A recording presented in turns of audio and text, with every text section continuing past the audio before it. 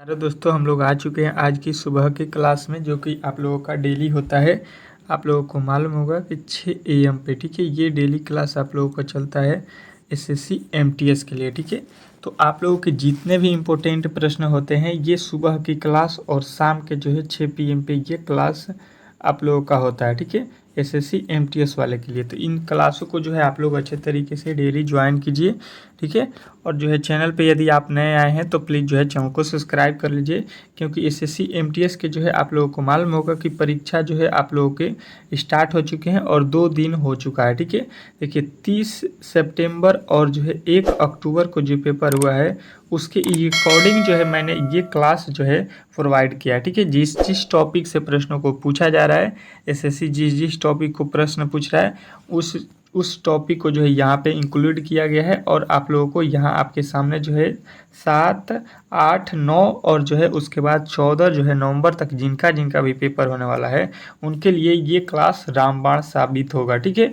तो आप लोग उन टॉपिकों को अच्छे तरीके से पढ़ के ही एग्ज़ाम हॉल में जाएंगे। इस वीडियो में हम लोग बात करने वाले हैं आप लोग के, जैसा कि डेली आप लोगों को मालूम होगा कि 10 ठो रीजनिंग और 50 ठो जो है जीके के प्रश्न को कंप्लीट करेंगे, ठीक है। तो इस प्रश्न को जो है आप लोगों को अच्छे तरीके से इस 60 प्रश्न को जो है देखना है, याद कर लेना है, ठीक है। और आज जो है आप लोगों को 11 AM वाली जो क्लास होगी वो जो है आप लोगों को मिलेगी मैथ का, ठीक है। मैथ और रीजनिंग का ये क्लास होने वाला है, तो आप लोग उस क्लास को भी अच्छे तरीके से देखिएगा, ठीक है। चलिए पहले प्रश्न की ओर चलते हैं और पहला प्रश्न आपके सामने है रीजनिंग का। पहले रीजनिंग के 10 प्रश्नों को हम लोगों को कंप्लीट करना है। कह रहा है यदि a बराबर 2, o बराबर 30 और x बराबर 48 है तो यस ए डब्ल्यू का क्या मान होगा। इस टाइप के प्रश्न आपके एग्ज़ाम में पूछे जा रहे हैं, ठीक है। तो आप लोगों को इन टॉपिकों को जो है अच्छे तरीके से जो है एग्ज़ाम हॉल में जाने से पहले पढ़ लीजिए। अब देखिए इसको किस तरह से बनाएंगे। अगर हम देखेंगे तो a का कोड कितना होता है, बोलिएगा 1। ये लिखा है 2, कैसे 2 लिखा है तो बोलिएगा कि 1 में जो है 2 से गुणा कर दिया है, ये हो गया 2। उसके बाद से लिखिए यहाँ पे लिखा है ओ का कोड कितना होता है 15, और जब इसमें 2 से गुणा करेंगे तो 15 दूना का हो गया 30। तो वही काम यहाँ पे देखिए एक दिया है x, और x का कोड कितना होता है 24, और 24 में जब हम 2 से गुणा करते हैं तो 24 दूना 48। लेकिन हमसे पूछा गया है यस ए डब्ल्यू का वैल्यू। तो देखिए सबसे पहले यहाँ पे देख लीजिए, इनका मान निकाल लीजिए और इसको उसके बाद से डबल करेंगे। यस ए डब्ल्यू, यस का कोड कितना होता है 19, ए का कोड होता है 1, डब्ल्यू का कोड होता है 23। इन सभी को जोड़ेंगे तो ये हो जाएगा आप लोगों का 43, और 43 का क्या करना है, डबल कर देना है। तो ये हो जाएगा आप लोगों का कितना 86, और 86 जो है आप लोगों के किस ऑप्शन में दिया गया था, तो ऑप्शन नंबर डी जो है इस प्रश्न का राइट उत्तर हो जाएगा। आशा करता हूँ कि ये भी प्रश्न आप लोगों को अच्छे तरीके से जो है समझ में आ गया होगा, ठीक है। चलेंगे नेक्स्ट प्रश्न की ओर, और दूसरा प्रश्न आप लोगों के सामने स्क्रीन पर है। कह रहा है कि यदि अब परसों शुक्रवार था तो आगामी परसों के बाद तीसरा दिन क्या होगा। तो देखिए जब भी आप लोगों को इस टाइप के प्रश्न आपके एग्ज़ाम में पूछा जाए तो देखिए इसका एक जो है सरल तरीका हम बता देते हैं। बहुत ही सरल तरीका, बहुत ही आसान तरीका कौन सा है, तो आप लोगों को पढ़ते रहना है। पहले लाइन स्टार्ट कीजिए। कह रहा है यदि परसों, परसों कब होता है, परसों का मतलब होता है, देखिए आज का मतलब होता है यहाँ पे 0, मतलब आज तो ये पूरा पूरा ख़त्म। कल का मतलब हो गया 1, और परसों का मतलब हो गया 2। परसों कब आता है, तो आज से 2 दिन बाद, तो मैंने 2 लिख दिया। और उसके आगामी परसों, देखिए परसों बीता हुआ का बात किया तो 2 लिखे, और इससे आने वाला परसों भी कितना हो जाएगा 2 दिन। परसों का मतलब ही 2 दिन होता है, तो 2 दिन यहाँ पे लिखेंगे। उसके कह रहा है बाद तीसरा दिन, इसके बाद जो है तीसरा दिन लिखा है, तो तीसरा दिन का मतलब हुआ 3 दिन बाद कौन सा दिन होगा, ये हमसे पूछा गया है, ठीक है। तो देखिए पहले 2 दिन, फिर 2 दिन, फिर 3 दिन, टोटल मिला के हम जोड़ेंगे तो 7 दिन हो गया। और देखिए 7 दिन जो है आप लोगों को बताना है कि यहाँ पे 7वां दिन कौन सा होगा। तो देखिए अगर आज शुक्रवार है, ये समझने की कोशिश कीजिए कि अगर आज शुक्रवार है या रविवार है या कोई भी दिन हो, तो आज से जो है 7 दिन बाद आप लोगों को फिर वही दिन मिलेगा। हर 7वां दिन क्या होता है, जो है आज वाला दिन ही 7वां दिन होता है। तो शुक्रवार ही आप लोगों का हो जाएगा फ्राइडे। ठीक है, तो आप लोगों का ऑप्शन नंबर जो है बी जो है इस प्रश्न का राइट उत्तर हो जाएगा। ठीक है, आशा करता हूँ कि आप लोगों ने इस प्रश्न को अच्छे तरीके से जो है समझ लिया होगा। ठीक है, चलेंगे अगले प्रश्न की ओर चलेंगे, और जो है अगला प्रश्न आपके जो है सामने स्क्रीन पर है। ठीक है, क्या बोल रहा है आपका तीसरा प्रश्न कि उस आकृति का चयन करें जो निम्नलिखित श्रेणियों के जो है बीच के संबंध को सर्वोच्चतम ढंग से जो है निरूपित करता हो। इसमें जो है हम लोगों को अच्छे तरीके से जो है संबंधित करना है, जिससे जो है ये प्रश्न जो है आप लोगों को अच्छे तरीके से वेन डायग्राम का जो है पूछा गया। ठीक है, तो वेन डायग्राम से आपके प्रश्न बार बार हर एक शिफ्ट में पूछे जा रहे हैं। लिखा है गेहूँ, अनाज, प्याज और मक्का, इसके बीच जो है वेन डायग्राम हम लोगों को बनाना है। अगर आप देखिएगा तो ये हो गया अनाज भाई साहब, और इसी के हैंड में बोला जाता है गेहूं को भी अनाज, और यहाँ पे मक्का भी एक प्रकार का अनाज ही होता है। तो इस तरह से इनका तो दोनों का संबंध आप लोगों को लग रहा है, लेकिन प्याज का कोई भी अन्य से संबंध जो है नहीं होता है। तो देखिए इसको हम लोग किस तरह से बनाएंगे कि सबसे पहले यहाँ पे हो जाएगा आपका अन्य हो गया, अन्न हो गया, और अन्न में जो है आप लोगों को मालूम होगा क्या आता है, गेहूँ और मक्का। ठीक है, तो ये तो इस तरह से हो गया दोनों, लेकिन जो प्याज लिखा गया है इसका संबंध इनसे कोई भी लेना देना नहीं है, तो ये बाहर हो जाएंगे भाई साहब। प्याज जो है इनसे अलग हो जाएंगे, अल्टर है तो इस तरह से जो है इसको देख लेना है कि इस टाइप के जो है फिगर आपको कहाँ पे दिख रहा है। ऑप्शन नंबर बी जो है इस प्रश्न का राइट उत्तर हो जाएगा। चलिएगा आगे चलते हैं और अगला प्रश्न आपके सामने देखते हैं। ठीक है, अच्छे तरीके से देखिएगा, थोड़ा सा जो है ये अब वीडियो आप लोगों को सुबह में बनाया जा रहा है। ठीक है, तो देखिए ये आप लोगों का जो है 1 बज रहा है। ठीक है, सुबह के 1 बज रहे हैं, तो आप लोगों को समझ लीजिए अभी रात है, तो इसलिए जो है थोड़ा सा आप लोगों को वीडियो में जो है वॉइस का प्रॉब्लम होगा, तो आप लोग एडजस्ट कर लीजिएगा। ठीक है, इतना रात को जो है आपके लिए मेहनत कर रहे हैं, तो प्लीज़ जो है आपका भी दायित्व तो बनता है कि थोड़ा सा एडजस्ट कीजिए, और जो है वीडियो को एक तो लाइक और शेयर अपने दोस्तों के पास कर दीजिए। ठीक है, इतना जो है आप लोगों के लिए हम कर रहे हैं, तो आप भी एक जो है लाइक कर दीजिए, केवल आपको हाथ से करना है आपके मोबाइल में। कह रहा है कि माता का संबंध जो है बच्चा से है। ठीक है, जिस तरह से माता का संबंध बच्चा से है, तो बादल का संबंध किससे होगा। ये एनोलॉजी का प्रश्न है, और ये आप लोगों को मालूम होगा कि एनोलॉजी से जो है हर एक शिफ्टों में आपके प्रश्न पूछे जा रहे हैं। अच्छे तरीके से इस प्रश्न का उत्तर आप लोगों को अगर बताना होगा, तो आप लोग कहिएगा कि देखिएगा माता का जो इस प्रकार संबंध बच्चे से है, उसी प्रकार बादल का संबंध किससे होगा। तो ये बादल का जो है संबंध किससे होता है, तो बारिश से होता है। ठीक है, जिस प्रकार क्या होता है कि माता का संबंध जो है बच्चा से होता है, तो बादल का संबंध किससे हो जाएगा, बारिश से हो जाएगा। तो ऑप्शन नंबर ए जो इस प्रश्न का राइट उत्तर हो जाएगा। नेक्स्ट प्रश्न की ओर चलेंगे, और जो है 5वां प्रश्न आपके जो है सामने आ चुका है। कह रहा है कि उस विकल्प का चयन करें जो है तीसरे पद से उसी प्रकार संबंधित है जिस प्रकार दूसरा पद पहले पद से संबंधित है। कह रहा है उस विकल्प का हम लोगों को चयन करना है जो है आप लोगों को तीसरे पद से उसी प्रकार संबंधित है जिस प्रकार दूसरा पद जो है पहला पद से संबंधित है। मतलब पहला पद का संबंध यहाँ पे दूसरे पद से है, उसी प्रकार तीसरा पद का संबंध हम लोगों को यहाँ पे बताना है। ठीक है, बात समझ गए होंगे आप लोगों ने अच्छे तरीके से। अब चलिए इसको हम लोग यहाँ पे सॉल्व करते हैं, किस तरह से सॉल्व करना है। अगर हम देखेंगे यहाँ पे तो पी का कोड कितना होता है, तो बोलिएगा पी का कोड होता है 16, और ई का कोड पूछेंगे कितना होता है, तो बोलिएगा 5, और जो है एन का कोड कितना होता है 14। इस तरह से देखेंगे तो लिखा है यहाँ पे 7 5 5, लेकिन हम लोग देख रहे हैं कि यहाँ पे हो रहा है 16, यहाँ पे हो रहा है 5, और यहाँ पे हो रहा है 14। अब जो है इसको किस तरह से हम लोग बनाएंगे कि 500 जो है 700 जो है 55 हम लोगों का बन जाए। तो अगर हम इनके अंकों का योग कर देते हैं, ठीक है, इसको एक एक अंक में बना देते हैं, तो देखिए 6 और 1 को जोड़ेंगे तो 6 और 1 मिलके यहाँ पे 7 हो गया। और देखिए यहाँ पे 5 तो एक अंक में है, तो इसको तो उसी प्रकार रहने देंगे। और देखिए 4 और 1 लिखा है, 4 और 1 को ऐड करेंगे तो 4 1 5 हो गया। इस तरह से आपके 700 जो है कितना हुआ 55 हो गया। ठीक है, उसके अंकों को जो है जोड़कर बना दिया गया है। वही काम करेंगे। एफ का कोड होता है कितना 6, और ओ का कोड होता है 15 और जो है आपका जी का कोड होता है 7। अब देखिए यहाँ पे देखिए ये तो एक अंक में है तो इसको उसी तरह से उतार देंगे। और देखिए 1 और 5 जो है जोड़िएगा तो ये हो जाएगा 6 और 7 देखिए एक ही अंक में है तो इसको तो सेम उतार देंगे।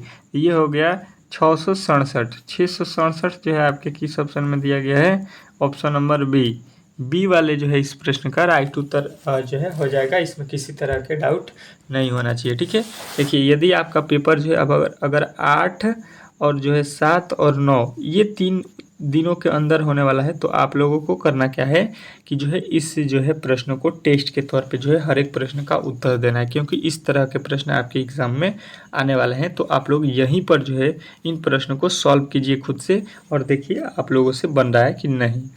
कह रहा है कि नीचे दिए गए विकल्पों में से लुप्त पद का जो है चुनाव करना है, ठीक है, श्रृंखला में, और उसको पूरा करना है। ठीक है, यहाँ पे जो श्रृंखला दिया गया है इसमें जो है श्रृंखला का अगला पद जो है हम लोगों को अब बताना है। अच्छे तरीके से समझेंगे और इस प्रश्न को देखते हैं, सॉल्व करते हैं। अगर देखेंगे हम इसको तो इसमें क्या किया गया है, लिखा है ABC। तो यहाँ पे क्या हो जाएगा आप लोगों का पहला अक्षर डी। जब पहले ए हुआ फिर बी हुआ फिर सी हुआ तो अब आपका डी आ जाएगा। देखिए यहाँ पे बी 2 बार लिखा है, यहाँ पे सी 3 बार लिखा। क्यों? क्योंकि यहाँ पे एक जो है पहला लाइन का है तो 1 बार लिखा है, बी दूसरे लाइन में है तो 2 बार लिखा, और सी जो है तीसरे नंबर पे है तो 3, तो डी चौथे लाइन पे है तो हम लोग डी कितना बार लिखेंगे? 4। अब देखिए उसके बाद से देखिए यहाँ पे जेड 2 बार लिखा है। इसका मतलब हो गया कि ए का अपोजिट क्या होता है? जेड होता है। तो ए का अपोजिट जो है जेड लिख दिया है, बी का अपोजिट वाई लिख दिया है, सी का अपोजिट एक्स लिख दिया है। तो डी का अपोजिट अब आप लोगों को याद होना चाहिए क्या होता है? डब्लू। और डब्लू कितना होना चाहिए ये देख लीजिए, पहले 2 फिर 3 फिर यहाँ पे 4, तो यहाँ पे डब्लू कितना होना चाहिए? 5 ठो डब्लू होना चाहिए। ठीक है, तो इस तरह से डब्लू आप लोग देख लीजिए 5 ठो कहाँ पे दिया गया है? डी 4 ठो। तो कहिएगा कि आपके केवल ऑप्शन नंबर जो है तीसरा में ही दिया गया है, सी में। तो सी वाला जो है इस प्रश्न का राइट उत्तर हो जाएगा। आशा करता हूँ कि ये भी प्रश्न आप लोगों को अच्छे तरीके से जो है समझ में आ गया होगा। नेक्स्ट प्रश्न की ओर चलेंगे और अगला प्रश्न जो है आपके स्क्रीन के सामने है। इस प्रश्न का उत्तर आप लोगों को अच्छे तरीके से बताना है। बहुत ही इंपॉर्टेंट प्रश्न है। आप लोगों ने बहुत सारे प्रश्नों को यहाँ पे इस टाइप के जो है मैंने कराए हैं। यदि आपने नहीं देखा होगा तो ये जो है अब आप लोगों को यहाँ पे देख लेना है। कह रहा है कि दर्पण में जो है घड़ी के प्रतिबिंब 3:15 दिखाई देता है, सही समय क्या है? जब भी आपसे प्रश्न पूछा जाए जो है दर्पण से रिलेटेड तो इसके लिए एक जो है आप लोगों को याद रखना है कि दर्पण में जो वैल्यू होता है ये घड़ी का मान होता है 11:59। ठीक है, तो ये हम लोगों को अच्छे तरीके से याद रहना चाहिए। ठीक है, इस तरह से जो है आप लोगों को इस प्रश्न को बनाना होता है। तो देखिए कह रहा है कि हम लोगों को घड़ी में जो प्रतिबिंब बन रहा है 3:15 बन रहा है। ठीक है, कोई दिक्कत नहीं है, लेकिन हमको बताना है कि उस समय रियल टाइम कितना बज रहा है।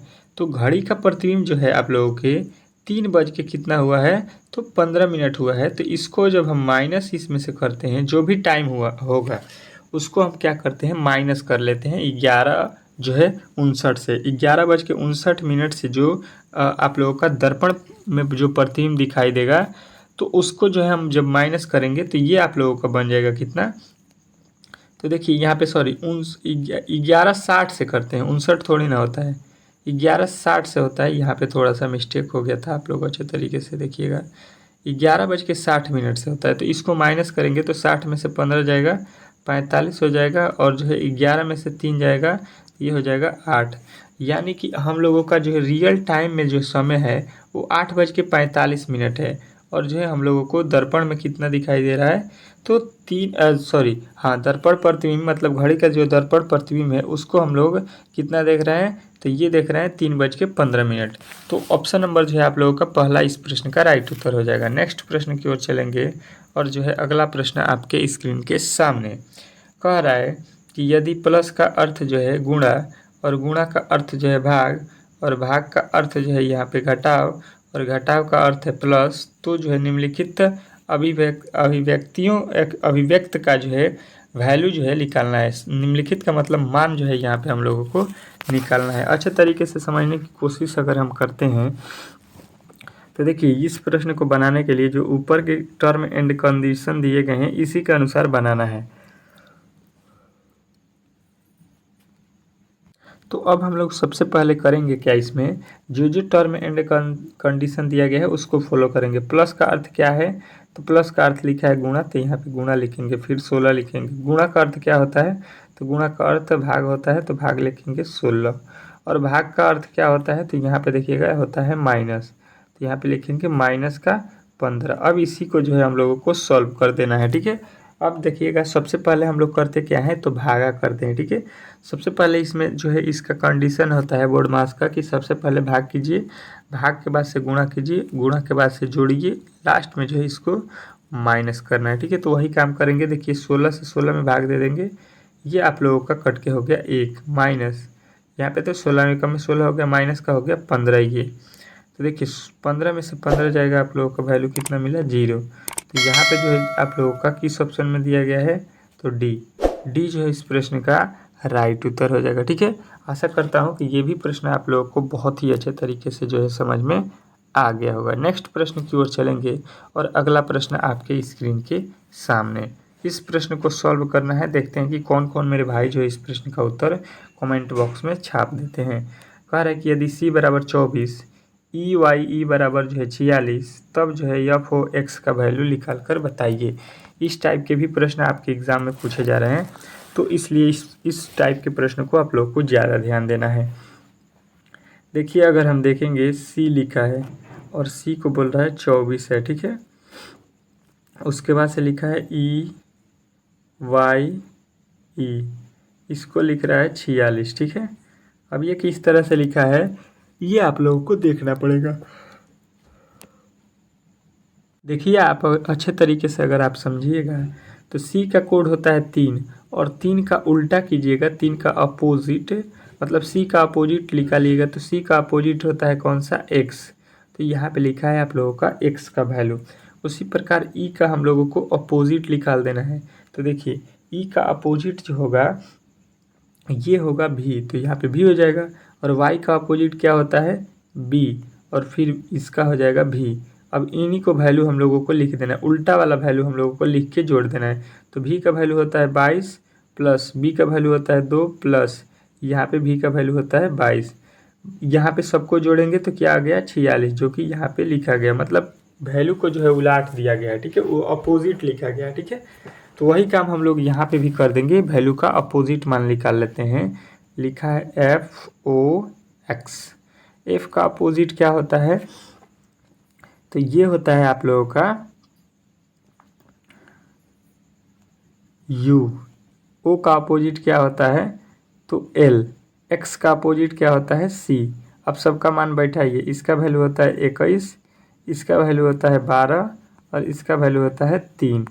ये हो जाएगा आपका 12 3 15, 15 21 कितना होता है, तो ये होता है आप लोगों का यहाँ पे कितना, ये हम लोगों का कितना हो जाएगा, तो देखिए 12 3 15, 15 21 कितना हो गया 36, ठीक है। 36 जो है आप लोगों को देख लेना है किस ऑप्शन में दिया गया है, ऑप्शन नंबर ए वाला जो है इस प्रश्न का राइट उत्तर हो जाएगा, ठीक है। आशा करता हूँ कि आप लोगों को ये भी प्रश्न अच्छे तरीके से समझ में आ गया होगा। जब भी अब जो है आप लोगों को एग्ज़ाम में दिखेगा इस टाइप के प्रश्न आप लोग सॉल्व कर सकते हैं। नेक्स्ट प्रश्न की ओर चलेंगे और अगला प्रश्न जो है आप लोगों को मैंने एक बार पहले भी बता चुका हूँ इस प्रश्न का कि इसको किस तरह से हल करना है। देखिएगा कह रहा है कि यदि आने वाले कल के 2 दिन बाद शुक्रवार है तो बीते हुए कल के 2 दिन जो है पहले सप्ताह में कौन सा दिन था, ये हम लोगों से प्रश्न में पूछा गया है, ठीक है। अच्छे तरीके से देखेंगे मैंने आप लोगों को किस तरह से इस प्रश्न को बनाया था, अच्छे तरीके से आप लोगों को याद होगा। इसी वीडियो का बात कर रहा हूँ, शुरू में बताया था कि आने वाला कल क्या होता है, तो देखिए आज हो गया 0 0, कल हो गया जो है आप लोगों का वैल्यू 1, ठीक है। कि 2 दिन बाद मतलब यहाँ पे उसका वैल्यू 2 दिन का मतलब 2। उसके बाद से कह रहा है तो बीते हुए कल, फिर कल आ गया तो कल का मतलब हो गया 1। आज के बाद कल कोई बोलेगा या बीता हुआ कल होगा तो 1 लीजिएगा। कि 2 दिन पहले, तो 2 दिन पहले जो है आप लोगों को क्या लेना है, 2 का कोड 2 ले लेना है। जब भी 2 दिन लिखे, कल लिखे तो आप लोगों को 2 लेना है, परसों लिखेगा तब भी 2 लेना है। अगर कल लिखेगा तो 1, परसों लिखेगा तो 2, अगर दिन में 2 लिखा है तो उसका वैल्यू 2 हो ही जाएगा। सबको जोड़ेंगे 2 1 3 3 3 6 हो गया। अब जो है पूछा गया है कि वहाँ पे जो है कौन सा दिन था 6 दिन पहले, तो 6 दिन पहले आपको वैल्यू निकालना है। तो देखिए लिखा गया है कि यदि आने वाले कल के 2 दिन पहले जो है शुक्रवार है, शुक्रवार था, तो शुक्रवार से जो है आप लोगों को 6 दिन पहले पता करना है। तो देखिए 6 दिन पहले पता करना है, तो देखिए 7 में से 6 घटा दीजिए, 7 में से 6 घटा दीजिएगा 1 हो जाएगा, यानी कि हो जाएगा शुक्रवार में से 1 घटा दीजिएगा। तो यहाँ पे जो है आप लोगों का घटाने का मतलब हो गया उल्टा, तो शुक्र से 1 घटाने का मतलब हो गया कि आप लोगों का कौन सा दिन आएगा, शनिवार। ठीक है, अब ये बोलिएगा कि इसके बाद वाले बोले हैं, तो देखिए आप लोगों को इसका बाद भी समझ में आ जाएगा। यहाँ पे ये 1 हो गया, ये 2 हो गया, ये 3 हो गया, ये 4 हो गया, ये 5 हो गया और ये छठा दिन हो गया। ठीक है, यहाँ पे देखिए शुक्र से पहले क्या आएगा, शनिवार हो गया। ठीक है, पहले पहले लाना है ना, तो शुक्र से पहले क्या होता है, तो यहाँ पे आप लोगों का क्या हो जाएगा, बृहस्पतिवार। ठीक है, ये हो गया बृहस्पतिवार, ये हो गया बुधवार, ये हो गया आप लोगों का मंगलवार, और ये हो गया आप लोगों का सोमवार, और ये हो गया आप लोगों का रविवार, और ये हो गया रविवार से पहले कौन सा, तो शनिवार। ठीक है, अब आप लोगों को समझ में आ गया होगा कि इस तरह से हम लोगों को बैक जाना था, और शनिवार जो है इस प्रश्न का राइट उत्तर हो जाएगा। ऑप्शन नंबर जो है आपके कौन से ऑप्शन में दिया गया है, तो पहला वाला में। ठीक है, हम लोग बैक गए हैं। शुक्र से पहले क्या होता है, शुक्रवार से पहले तो होता है ये बृहस्पतिवार, बृहस्पतिवार से पहले क्या होता है, बुधवार, और बुधवार से पहले मंगलवार, मंगलवार से पहले जो है सोमवार, सोमवार से पहले रविवार, रविवार से पहले जो है यहाँ पे शनिवार। ठीक है, इस तरह से इस प्रश्न को बनाना था। अगला प्रश्न देखिएगा आपके सामने आ चुका है, कह रहा है कि विषम जो है शब्द को चुनिए। विषम वाले शब्द को यहाँ पे हम लोगों को चुनना था। देखेंगे अगर विषम शब्द इसमें चुनना है, तो देखिए टी लिखा है, टी का कोड कितना होता है 20, एक्स का कोड कितना होता है, तो बोलिएगा एक्स का कोड लिखा है 23, और यहाँ पे ओ का कोड कितना होता है 15, एल का कोड कितना होता है 12। यहाँ पे देखिएगा, तो अगर आप देखिएगा तो एल का कोड 12 सही लिखा है, ओ का कोड 15 सही लिखा है, टी का कोड 20 सही लिखा है, लेकिन एक्स का कोड जो है 23 नहीं होता है, एक्स का कोड 24 होता है। तो इस तरह से हम लोगों को किस में फॉल्ट दिखा, गलत किस में दिखा, तो ऑप्शन नंबर बी वाला में। तो बी जो है इसमें क्या हम लोग बताएंगे, विषम है, अलग है, भिन्न है। अगले प्रश्न की ओर चलेंगे, और आज का अगला प्रश्न जो है आप लोगों के सामने है। कह रहा है कि पक्षी का संबंध जो है पंख से है। ठीक है, पंखी का संबंध पंख से है, उसी प्रकार मछली का जो है संबंध यहाँ पे हम लोगों को बताना है। तो इस प्रश्न का उत्तर देखते हैं। आज का होमवर्क रहेगा आप लोगों के लिए कि मछली का जो है संबंध इसी प्रकार किससे होता है। ठीक है, देखते हैं कि कौन कौन मेरे भाई जो है इस प्रश्न का उत्तर कमेंट बॉक्स में छाप देते हैं। ठीक है, बहुत ही जो है इजी प्रश्न है, इसलिए थोड़ा सा मैंने सोचा कि आप लोगों से भी एक जो है होमवर्क के प्रश्न कराया जाए। चलिए अब जो है जीके के प्रश्न को यहाँ पे देखते हैं 50 ठो फटाफट फटाफट जो है जीके की क्लास चलता है, आप लोगों को मालूम होगा पहले से ही। देखिए आपका आज का जो है 51 नंबर प्रश्न है। इसके पहले यदि 1 से लेकर 50 तक के प्रश्न को यदि आपने नहीं देखा है, तो वीडियो के जो है डिस्क्रिप्शन में आपको लिंक मिल जाएगा, उसको जो है जाकर ज़रूर देख लीजिएगा, जिसमें जो है 1 से हम लोगों ने 50 तक के प्रश्न को कंप्लीट किया है।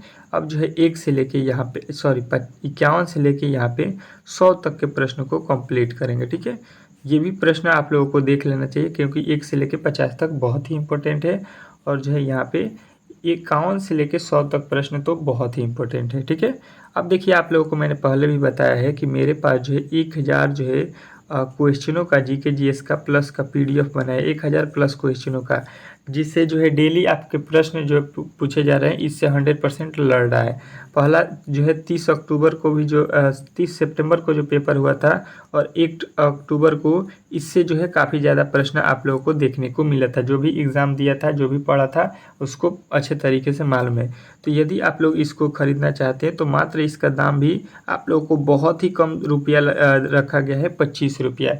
इसको कोई भी खरीद सकता है। ठीक है, तो आपको भी यदि खरीदना है तो आप लोग ज़रूर जो है इस नंबर पे संपर्क कर लीजिएगा। ठीक है, ठीक है, क्या लिखा गया है, तो 62,052 और जो है 57,915 लिखा गया है। तो आप लोग इस पे जो है संपर्क कर सकते हैं अच्छे तरीके से, व्हाट्सएप पे आप लोगों को ये मिल जाएगा। चलिए देरी नहीं करते हुए 51 नंबर प्रश्न को देखते हैं। भारत की सबसे लंबी झील कौन सी है? तो भारत की जो है सबसे लंबी झील हम लोगों को याद रखना है, ऑप्शन नंबर ए वेम्बनाड झील। ठीक है, वेम्बनाड झील जो है आप लोगों का ऑप्शन नंबर ए ही आप लोगों का राइट उत्तर है। नेक्स्ट प्रश्न की ओर चलेंगे और दूसरा प्रश्न कह रहा है कि भारत में सबसे बड़ी जो है अंतर्देशीय खारे पानी की झील कौन सी है।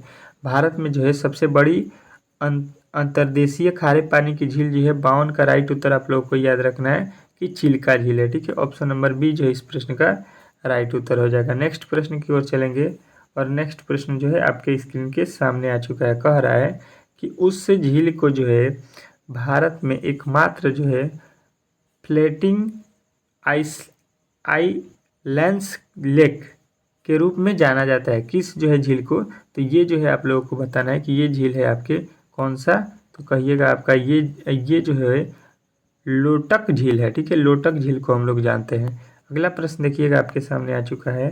क्या कह रहा है आपका अगला प्रश्न कि एशिया की सबसे बड़ी मीठे पानी की जो है गोखुर झील कौन सी है। ठीक है, गोखुर झील बताना है जो कि एशिया की क्या है सबसे मीठे पानी की झील है। तो इस प्रश्न का राइट उत्तर आप लोगों को याद रखना है, ये हो जाएगा आपका ऑप्शन नंबर ए कंवर झील। कंवर झील जो है आप लोगों का राइट उत्तर हो जाएगा। नेक्स्ट प्रश्न की ओर चलेंगे और अगला प्रश्न आपके स्क्रीन के सामने है। कह रहा है आपका अगला प्रश्न कि अनसुपा झील कहाँ स्थित है। अनसुपा झील जो है कहाँ पे स्थित है, तो सभी लोगों को मालूम होना चाहिए कि ये है आपके उड़ीसा में। तो ऑप्शन नंबर बी जो है इस प्रश्न का राइट उत्तर हो जाएगा। नेक्स्ट प्रश्न की ओर चलते हैं और जो है अगला प्रश्न आपके स्क्रीन के सामने। कह रहा है आपका अगला प्रश्न कि जो है हुंडरू जो है जलपात्र किस जो है नदी में स्थित है। हुंडरू जलप्राप्त झील जो है किस जो है नदी में स्थित है, तो सभी लोगों का उत्तर आना चाहिए ऑप्शन नंबर बी सुंडरीखा। ठीक है, सुंडरीखा जो है आप लोगों का राइट उत्तर हो जाएगा। अगला प्रश्न देखिएगा आपके सामने आ चुका है। कह रहा है कि श्रीनगर जो है किस नदी के तट पर स्थित है। श्रीनगर जो है किस नदी के तट पर स्थित है, तो बताना है कि श्रीनगर जो है झेलम नदी के तट पर है। तो ऑप्शन नंबर बी जो है इस प्रश्न का राइट उत्तर हो जाएगा। नेक्स्ट प्रश्न की ओर चलेंगे और अगला प्रश्न आपके स्क्रीन के सामने है। कह रहा है कि हैदराबाद निम्नलिखित में से किस जो है नदी के किनारे स्थित है। मोस्ट इम्पोर्टेंट प्रश्न है आप लोगों को, शहर और जो है वो शहर किस किनारे में है, ये आपसे प्रश्न बार बार पूछा जा रहा है। तो ये जो है हम लोगों को अच्छे तरीके से याद रखना है। ये है आपके कहाँ, तो मूसी नदी के किनारे। अगला प्रश्न देखिएगा और अगला प्रश्न आपके स्क्रीन के सामने है। कह रहा है बालाघाट शहर किस जो है नदी के तट पर स्थित है। बालाघाट जो है शहर किस नदी के तट पर है, तो हम लोगों का राइट उत्तर आना चाहिए कि ये है आपके ऑप्शन नंबर ए कौन सा, तो वैनगंगा जो है आपका राइट उत्तर हो जाएगा ऑप्शन नंबर ए। नेक्स्ट प्रश्न की ओर चलेंगे और नेक्स्ट प्रश्न आपके स्क्रीन के सामने है। कह रहा है कि जो है किस राज्य में श्री ब्रह्मरंभा मल्लिकार्जुन मंदिर जो है स्थित है। तो ये मंदिर जो है आप लोगों को याद रखना है, बहुत ही इम्पोर्टेंट है। आपके कहाँ पे है, तो आंध्र प्रदेश एपी में है। ठीक है, चलिएगा अगला प्रश्न देखिएगा। अगला प्रश्न आपके कहाँ कह रहा है। कह रहा है आपका अगला प्रश्न कि नामद्रोलिंग मठ भारत के किस राज्य में स्थित है। नामद्रोलिंग मठ जो है भारत के किस राज्य में स्थित है, तो सारे लोगों को उत्तर आना चाहिए कि ये जो है आप लोगों के किस राज्य में है, तो बताना है कर्नाटक राज्य में। तो ऑप्शन नंबर डी जो है इस प्रश्न का राइट उत्तर हो जाएगा। अगला प्रश्न देखिएगा आप लोगों का मोस्ट इम्पोर्टेंट प्रश्न है आपके सामने। क्या कह रहा है आपका अगला प्रश्न कि सोमनाथ मंदिर किस राज्य में स्थित है। सोमनाथ मंदिर जो है किस राज्य में स्थित है, तो सारे लोगों का जो है उत्तर एक ही आना चाहिए कि ये जो है आप लोगों के गुजरात राज्य में है। तो ये बहुत ही इम्पोर्टेंट है। अगला प्रश्न देखिएगा आपके सामने आ चुका है। कह रहा है कि भारत के पूर्वोत्तम रेलवे का जो है मुख्यालय कहाँ स्थित है। भारत के जो है पूर्वोत्तम रेलवे का मुख्यालय कहाँ स्थित है, तो सारे लोगों का उत्तर आना चाहिए एक ही, ये जो है आप लोगों के गोरखपुर में है। तो ऑप्शन नंबर सी जो है इस प्रश्न का राइट उत्तर हो जाएगा। नेक्स्ट प्रश्न की ओर चलेंगे और नेक्स्ट प्रश्न आपके सामने आ चुका है। कह रहा है कि पश्चिम मध्य रेलवे का मुख्यालय कहाँ स्थित है। पश्चिम जो है मध्य रेलवे का मुख्यालय कहाँ स्थित है। तो पश्चिम मध्य रेलवे का मुख्यालय आप लोगों को याद रखना है जबलपुर है, ऑप्शन नंबर बी। चलिएगा अगला प्रश्न। अगला प्रश्न जो है आपके स्क्रीन के सामने आ चुका, कह रहा है कि पूर्व मध्य रेलवे का मुख्यालय कहाँ स्थित है। इस टाइप के प्रश्न जो है आप लोगों को एक जो है पूछने वाला है आपके आगामी किसी भी शिफ्ट में, किसी भी परीक्षा में, ठीक है। तो ये जो है आप लोगों को अच्छे तरीके से याद रखना है। तो इसका राइट उत्तर हो जाएगा हाजीपुर, ठीक है। हाजीपुर जो है इस प्रश्न का राइट उत्तर हो जाएगा। अगला प्रश्न देखिएगा आपके सामने आ चुका है, कह रहा है आपका अगला प्रश्न, भारत में सर्वाधिक लंबा जो है प्लेटफॉर्म कहाँ है। भारत में जो है सर्वाधिक लंबा प्लेटफॉर्म कहाँ पे स्थित है। तो सभी लोगों का उत्तर एक ही आना चाहिए कि ये है आपके गोरखपुर, ठीक है, गोरखपुर में। चलिएगा नेक्स्ट प्रश्न की ओर चलेंगे और नेक्स्ट प्रश्न जो है आपके स्क्रीन के सामने है, कह रहा है कि दक्षिण पश्चिम रेलवे का मुख्यालय कहाँ स्थित है। दक्षिण पश्चिम रेलवे का मुख्यालय कहाँ पे जो है स्थित है, ये प्रश्न आपसे पूछा गया है। तो सभी लोगों का उत्तर आना चाहिए कि ये है आपके जो है हुम्बली में, ठीक है। हुम्बली जो है इस प्रश्न का राइट उत्तर हो जाएगा ऑप्शन नंबर ए जो है इस प्रश्न का राइट उत्तर था। नेक्स्ट प्रश्न की ओर चलेंगे और नेक्स्ट प्रश्न आपके जो है स्क्रीन पे कह रहा है कि दक्षिण पूर्व रेलवे का मुख्यालय कहाँ स्थित है। दक्षिण पूर्व रेलवे का मुख्यालय जो है आप लोगों को बताना है कहाँ पे है। तो दक्षिण पूर्व रेलवे का मुख्यालय सभी लोगों को एक साथ मालूम होना चाहिए कि ये है आपके जो है कोलकाता। कोलकाता जो है राइट उत्तर हो जाएगा। नेक्स्ट प्रश्न की ओर चलेंगे और नेक्स्ट प्रश्न आपके जो है सामने है, कह रहा है कि पूर्वी तटीय रेलवे का मुख्यालय कहाँ स्थित है। पूर्वी तटीय रेलवे का जो है मुख्यालय कहाँ स्थित है। सभी लोगों का एक ही उत्तर आना चाहिए कि पूर्वी तटीय रेलवे का मुख्यालय भुवनेश्वर हो जाएगा, ऑप्शन नंबर ए जो है इस प्रश्न का राइट उत्तर था। अगला प्रश्न देखेंगे और अगला प्रश्न आपके सामने आ चुका है, कह रहा है यहाँ पे कि जो है ललित कला जो है ललित कला जो है अकादमी की स्थापना किस वर्ष की गई थी। ललित कला का जो है ललित कला अकादमी का जो है आप लोगों को बताना है कि स्थापना जो है ये 1954 ईस्वी में हुआ था। अगला प्रश्न देखेंगे और अगला प्रश्न आपके जो है स्क्रीन पे है, कह रहा है कि भारतीय क्रिकेट बोर्ड की स्थापना किस वर्ष हुई। देखिए क्रिकेट से जो है इस समय ट्रेंडिंग टॉपिक है, तो आप लोगों को जो है प्रश्न काफ़ी ज़्यादा हर एक एग्ज़ाम में पूछा जा रहा है। तो इस एग्ज़ाम में भी आप लोगों को T20 के बारे में अच्छे तरीके से IPL के बारे में पढ़ के जाना है, ठीक है।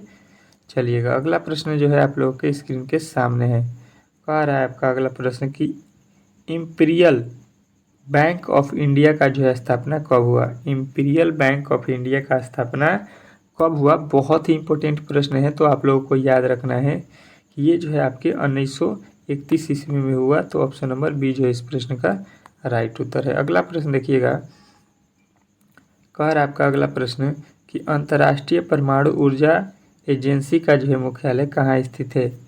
तो ये मेरे दोस्त आप लोगों को याद रखना है कि अंतर्राष्ट्रीय परमाणु ऊर्जा एजेंसी का जो है मुख्यालय ये जो है आपके वियना में है, ठीक है। तो वियना जो है आप लोगों का राइट उत्तर हो जाएगा। नेक्स्ट प्रश्न की ओर चलेंगे और नेक्स्ट प्रश्न आपके सामने है, कह रहा है OECD का जो है मुख्यालय कहाँ स्थित है। किसका,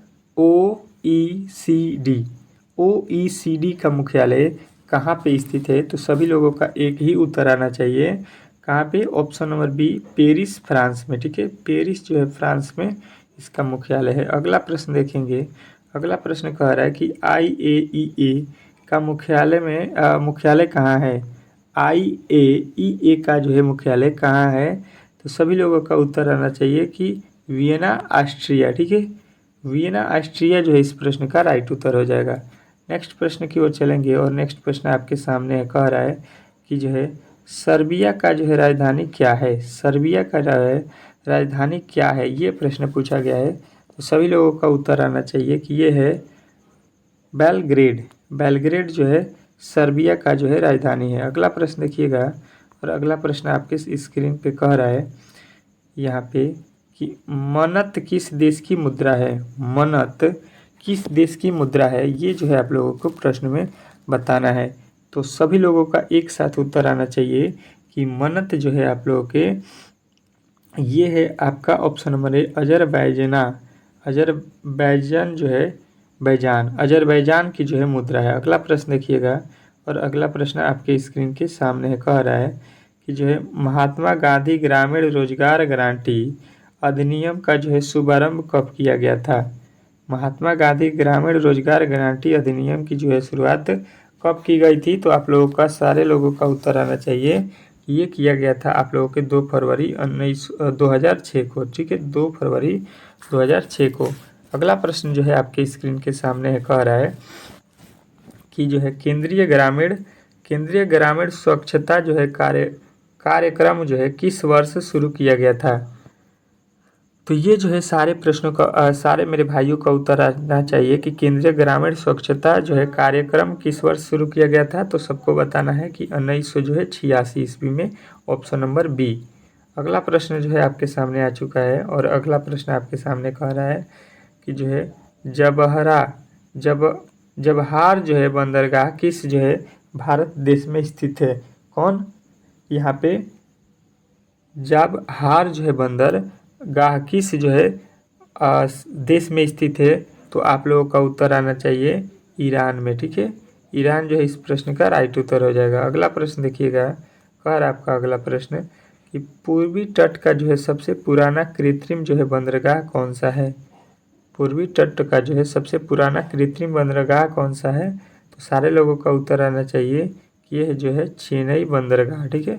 चेन्नई बंदरगाह जो है आप लोगों का राइट उत्तर हो जाएगा। अगला प्रश्न देखेंगे और अगला प्रश्न जो है आपके स्क्रीन पे कह रहा है कि निम्नलिखित में से कौन सा जो है एक पूर्वी तट का बंदरगाह है।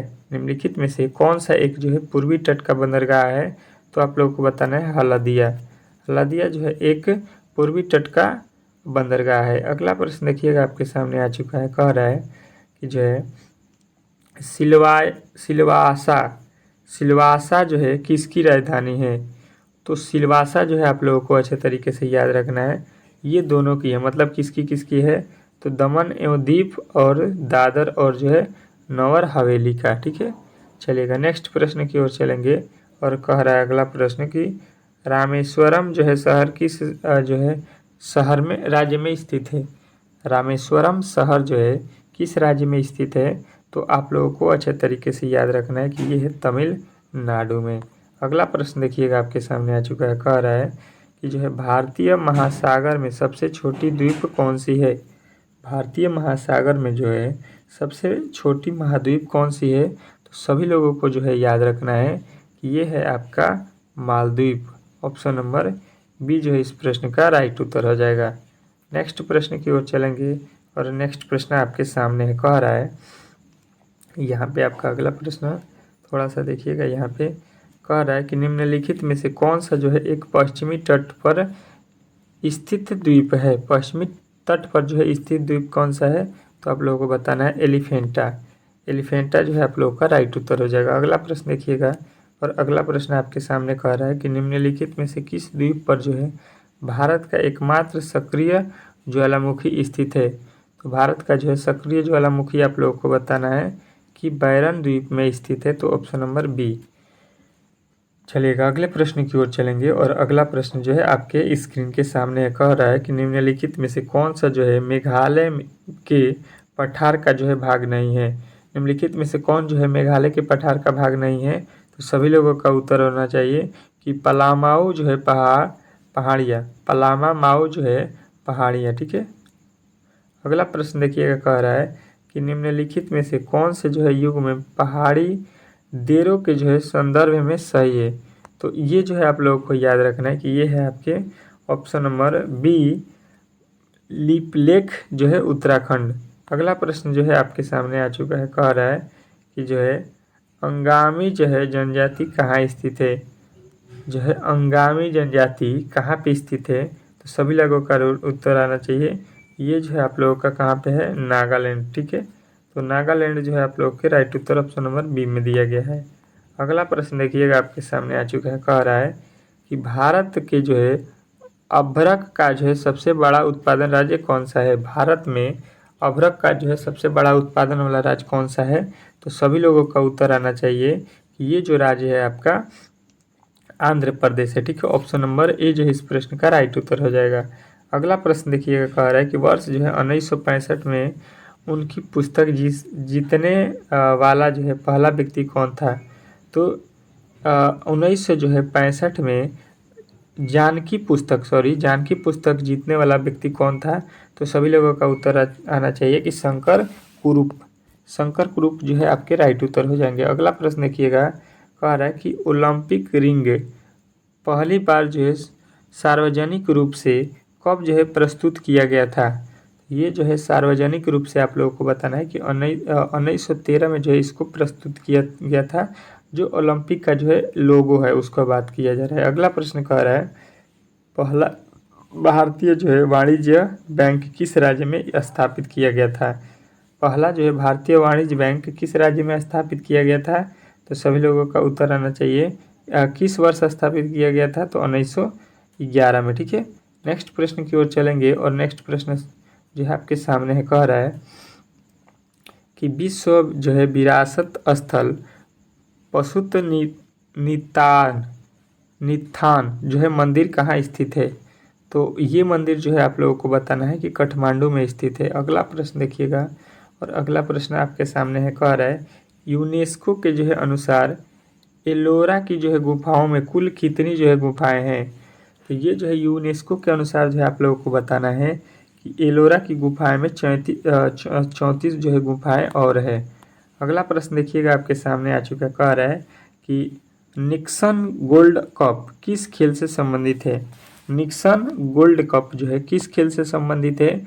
तो सारे लोगों का एक ही प्रश्न का उत्तर आना चाहिए कि ऑप्शन नंबर है फुटबॉल से। ठीक है, अगला प्रश्न जो है आपके सामने आ चुका है, कह रहा है आपका अगला प्रश्न कि जो है बोली शब्द का प्रयोग कौन से जो है खेल में किया जाता है? बोली शब्द का प्रयोग जो है कौन से खेल में किया जाता है? तो सभी लोगों का उत्तर आना चाहिए हॉकी में। ठीक है, इसका जो है राइट उत्तर आप लोगों को बताना है कौन सा? Hockey, option number D. अगले प्रश्न की ओर चलेंगे और अगला प्रश्न आपके सामने आ चुका है, कह रहा है कि प्राचीन जो है स्मारक संरक्षण अधिनियम किस वर्ष जो है पारित किया गया था? तो ये जो है पारित किया गया था, आप लोगों को याद रखना है 1904 ईस्वी, ऑप्शन नंबर सी। चलिएगा नेक्स्ट प्रश्न की ओर चलेंगे और नेक्स्ट प्रश्न आपके सामने आ चुका है, कह रहा है आपका अगला प्रश्न और अंतिम प्रश्न लास्ट इस वीडियो का कि विश्व जो है शरणार्थी दिवस हर साल किस जो है तिथि को मनाया जाता है? विश्व शरणार्थी जो है दिवस कब मनाया जाता है? तो सभी लोगों का उत्तर आना चाहिए 20 जून, ऑप्शन नंबर डी जो है इस प्रश्न का राइट उत्तर हो जाएगा।